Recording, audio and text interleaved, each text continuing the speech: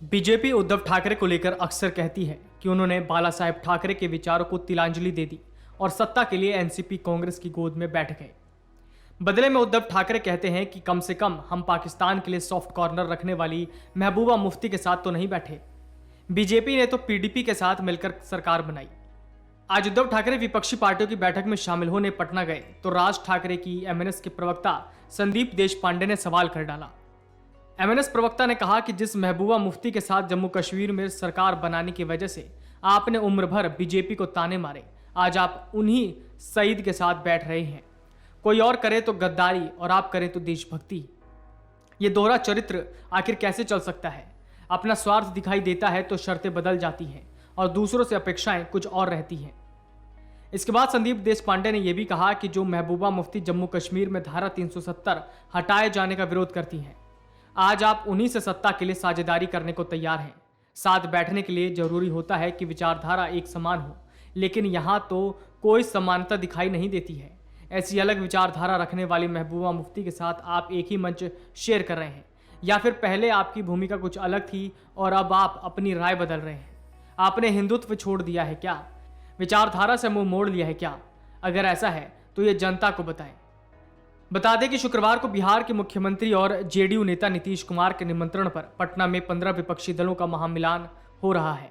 2024 के चुनाव में बीजेपी को कैसे हराया जा सकता है, इस पर विचार हो रहा है।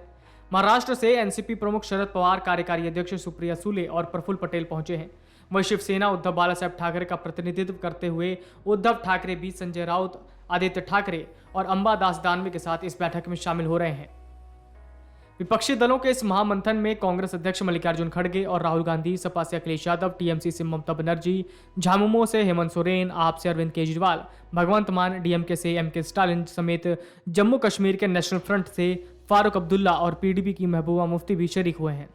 अब माना जा रहा है कि इस बैठक के बाद बीजेपी और मनसे समेत शिंदे गुट अब उद्धव को घेरेंगे, क्योंकि उनको एक अच्छा मौका मिल गया है उद्धव ठाकरे को घेरने का, क्योंकि अभी तक शिवसेना उद्धव बाला साहेब ठाकरे की ओर से महबूबा मुफ्ती के साथ गठबंधन करके सरकार चलाने को लेकर बीजेपी पर हमला बोला जाता था।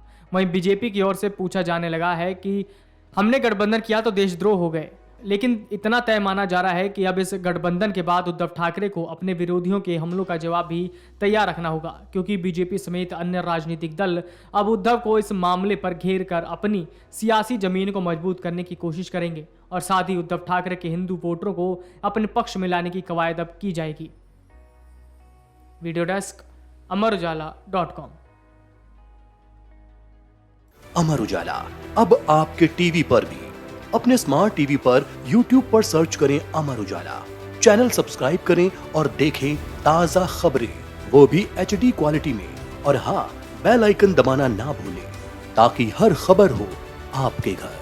अमर उजाला, निष्पक्ष, निर्भीक, निरंतर।